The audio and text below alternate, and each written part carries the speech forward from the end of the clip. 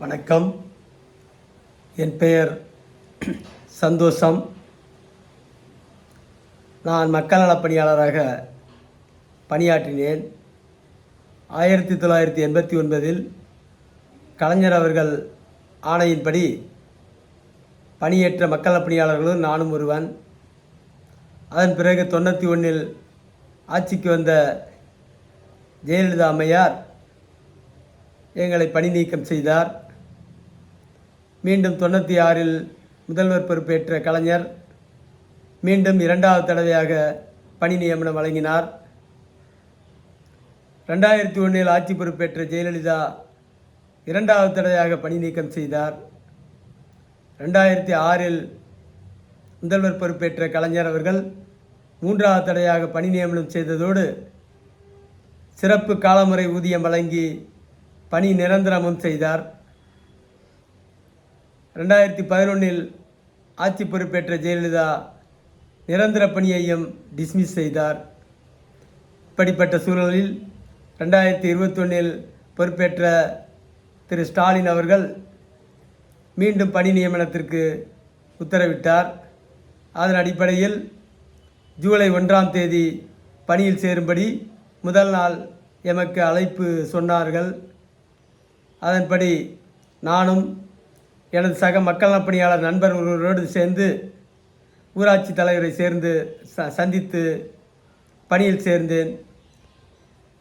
இதில் பணியில் சேர்ந்ததற்கோ பணியில் சேருவதற்கு முன்போ எந்த அழைப்பாணையும் உத்தரவும் வழங்கப்படவில்லை. எந்த ஆதாரமும் பணியில் சேர்ந்ததற்கான ஆதாரமும் வழங்கப்படவில்லை. இது தமிழ்நாடு முழுவதும் உள்ள சூழல். பணியில் சேர்ந்ததற்கு பிறகு நான் பணியில் சேர்ந்ததற்கான கடிதத்தை சம்பந்தப்பட்ட ஊராட்சி தலைவர் வட்டார வளர்ச்சி அலுவலருக்கு வழங்க வேண்டும். அவர் அவ்வாறு வழங்கவில்லை, தாமதித்து கொண்டே இருந்தார். அதனால் கொஞ்சம் யோசித்த நான் சம்பந்தப்பட்ட அந்த ஊராட்சிக்கு 100 நாள் வேலை திட்டத்தில் எவ்வளவு தொகை ஒதுக்கப்படுகிறது, ஒன்றியத்திற்கு எவ்வளவு தொகை ஒதுக்கப்படுகிறது ஆண்டுக்கு என்கிற கேள்விகளை தகவல் அறியும் உரிமை சட்டத்தில் கேட்டேன். அவர்கள் ஒன்றியத்துக்கு ஒதுக்கிய தொகையை மட்டும் சொன்னார்கள், ஊராட்சிக்கு ஒதுக்கிய தொகையை சொல்லவில்லை. ஆனாலும் கூட நான் இந்த கேள்வியை கேட்டதாலேயே அவர்கள் கொஞ்சம் கோபமடைந்து அதன் பிறகு நாட்கள் ஓடிக்கொண்டே இருந்தது. சம்பளம் தர மறுத்து விட்டார்கள். என் சார்பாக எனது சக மக்கள் பணியாளர்கள் பலரும் பேசியும் ஒன்றும் நடக்கவில்லை. கடைசியில் மன்னிப்பு கடிதம் எழுதி கொடுத்தால் சம்பளம் தருவதாக சொன்னார்கள். மன்னிப்பு கடிதம் எழுதி கொடுத்தெல்லாம் இந்த திருட்டு நாய்களிடம் சம்பளம் பெற வேண்டிய அவசியமில்லை என்று முடிவெடுத்து மறுத்துவிட்டேன். அதன் பிறகு ஸ்டாலின் வீட்டிற்கு சென்று ஊதியம் வழங்க ஆவணம் செய்யும்படி கேட்டுக்கொள்கிறேன் என எழுதி புகார் மனு கொடுத்தேன். ஸ்டாலினுக்கு மட்டுமல்ல, முதல்வரின் ஸ்டாலின் இல்லத்தில் மட்டுமல்ல, முதல்வரின் தனிப்பிரிவு, தலைமை செயலாளராக இருந்த இறையன்பு, ஆர்டிபிஆர், மாவட்ட ஆட்சியர் அலுவலகம், வட்டார வளர்ச்சி அலுவலகம், ஆளுநர் மாளிகை, பிரதமர் செல்லுக்கும் அனுப்பியிருந்தேன். அந்த புகாரில் அந்த மனுவில் என்ன கொடுத்துருந்தேன்னா, ஒரு ஊராட்சி ஒன்றிய ஆணையர் கோடிக்கணக்கில் கிம்பளமாக பெறுகிறார், பெரும் கோடிகளை சம்பாதிக்கக்கூடிய ஒருவர் வெறும் 7500 ரூபாய் தானே, அது கொடுக்கக்கூடாதா என்று கேட்டிருந்தேன். அதில் அவர் கோபமாகி நான் வேலையிலேயே சேரவில்லை என்று சொல்லிவிட்டார்கள். ஊராட்சி தலைவரிடம் ஒரு கடிதத்தை வாங்கி கொண்டு பணியில் சேரவில்லை என்று அதை வைத்து 3 மாதம் வரை அலைய விட்டு திரும்ப வேலையிலேயே சேரவில்லை என்று சொல்லிவிட்டார்கள். அதிலிருந்து தொடர்ந்து நானும் ஒவ்வொரு அலுவலகமாக நேராகவும் தபால் மூலமும் மனுக்களை வழங்கி எனக்கு ஊதியம் வழங்க, வேலை வழங்க ஆவணம் செய்யும்படி, ஊதியம் வழங்க ஆவணம் செய்யும்படி கேட்டேன்.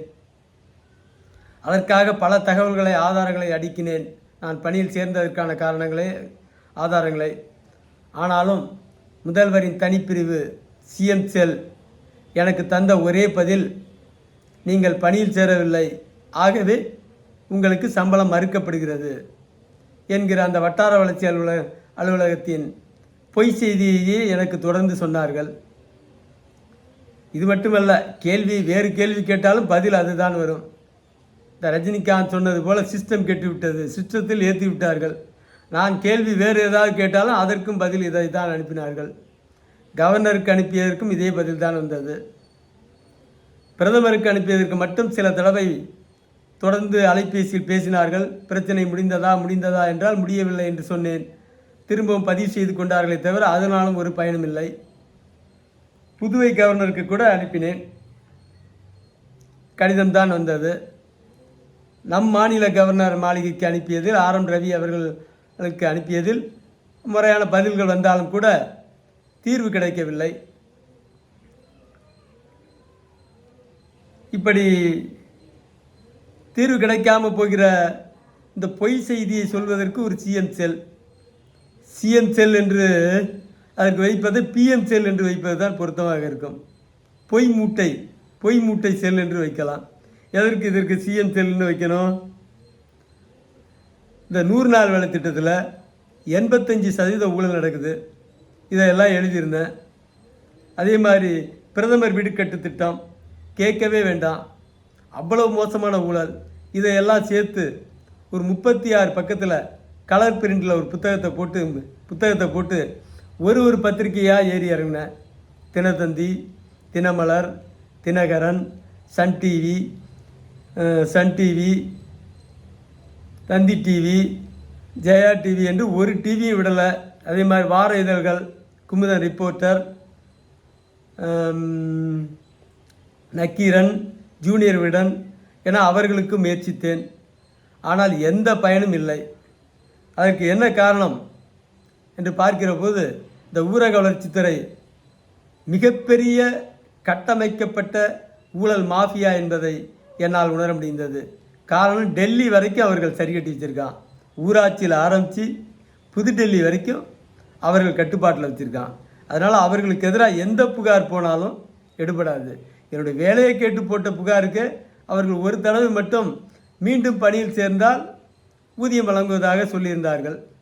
நான் மறுத்துவிட்டேன். பணியில் சேர்ந்ததை ஏற்று ஊதியம் வழங்க வேண்டும், புதிதாக பணியில் சேர வேண்டும் என்பதை ஏற்க முடியாது என சொல்லிவிட்டேன். இப்படி இத்தனை முறை பொய் தகவல் தருகிறது. முதல்வர் என்ன செய்து கொண்டிருக்கிறார்? முதல்வரின் உதவியாளர், ஐயோ கேட்கவே வேண்டாம், கேவலம்.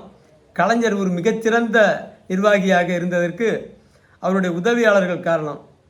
ஆனால் அதற்கு நேர்மாறாக இன்றைக்கு ஸ்டாலின் இருந்து கொண்டிருக்கிறார்.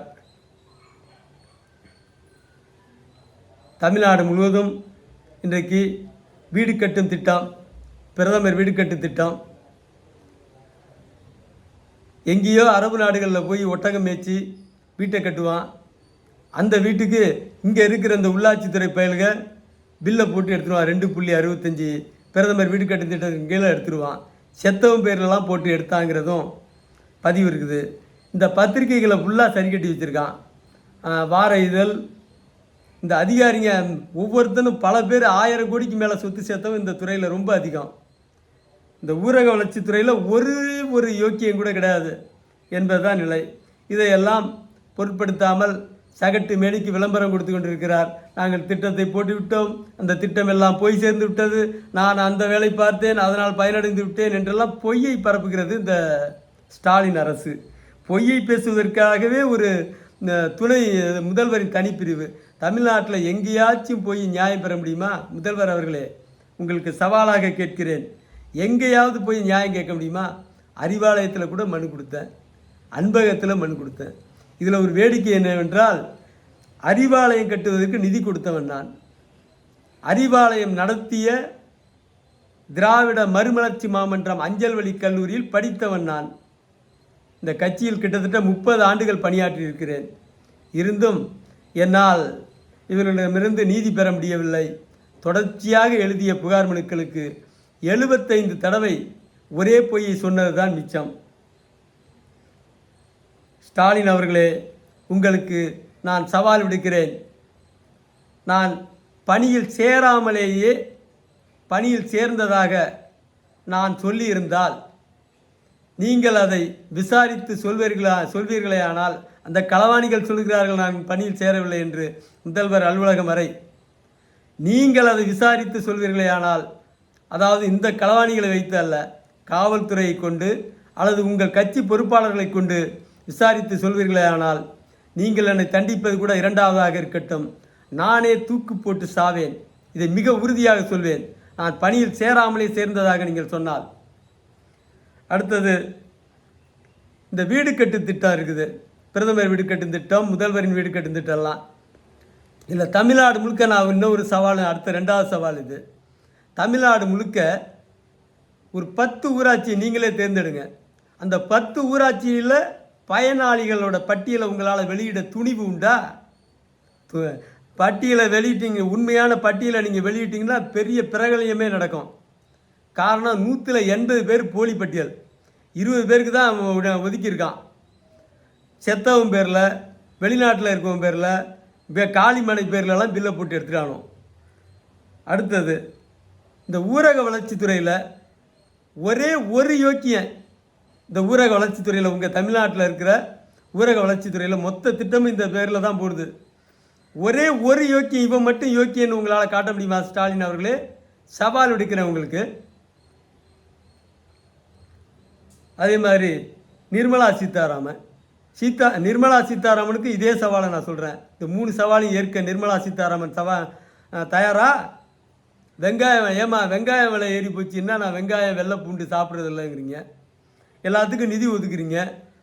100 நாள் வேலை திட்டத்துக்கு குடும்பத்துக்கு 26,000 ரூபா. ஆனால் 6,000 ரூபாய்க்கு மேலே வாங்கின ஊராட்சி ஆளுங்க ரொம்ப குறைவு. மீதியெல்லாம் இவ்வளோ சாப்பிட்டான். அதே மாதிரி பிரதமர் வீடு கட்டு திட்டத்துக்கு 1,00,000 கோடிக்கு மேலே ஒதுக்குறீங்க.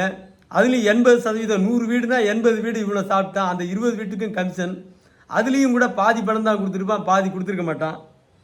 அதனால் நிர்மலா சீதாராமனுக்கும் கூட இந்த சவாலை விடுக்கிறேன். மத்திய அரசு வீணாக பொய்யை பரப்புகிறது. மாநில அரசும் பொய்யை பரப்புகிறது, மத்திய அரசும் பொய்யை பரப்புகிறது. சர்வதேச நிறுவனங்களை எல்லாம் வளர்ச்சி போட்டு வச்சிருக்கான். அவன் என்ன பண்ணுறான்?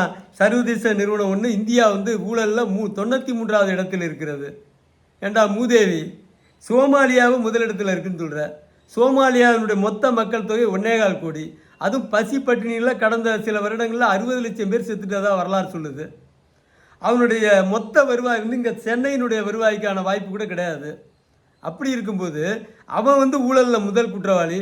மொத்தமும் நாட்டையே சுரண்டி சாப்பிட்டுக்கிட்டு இருக்கான்.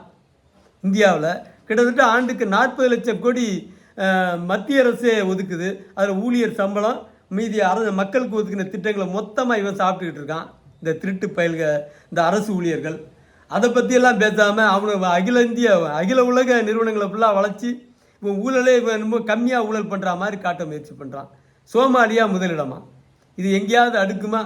அவன் ரொம்ப சென்னையில் ஒதுக்குற பட்ஜெட்டை கூட அவனால் ஒதுக்க முடியாது. இந்த நீண்ட தொடரை வெளியிட விரும்பலை. மீண்டும் ஒரு தடவை சவால் விடுக்கிறேன். நான் பணியில் சேராமலேயே பணியில் சேர்ந்ததாக நான் சொல்லி இருந்தால் இதை முதல்வர் ஸ்டாலின் என்னிடம் ஸ்டாலின் அரசு இந்த களவாணி பயல்களில் காவல்துறையை வைத்தோ அல்லது உங்கள் கட்சி தோழர்கள் மூலமாகவோ நான் சேரவில்லை என்று உறுதிப்படுத்தினால் தண்டனை எனக்கு பொய் சொன்னால் எனக்கு குறைச்ச தண்டனை தான் கொடுக்க முடியும். ஆனால் நான் சொன்னேன்னு சொல்லி நீங்கள் என்னை உறுதிப்படுத்தினாலே நானே தூக்கு போட்டு சாவுறேன். நன்றி, வணக்கம்.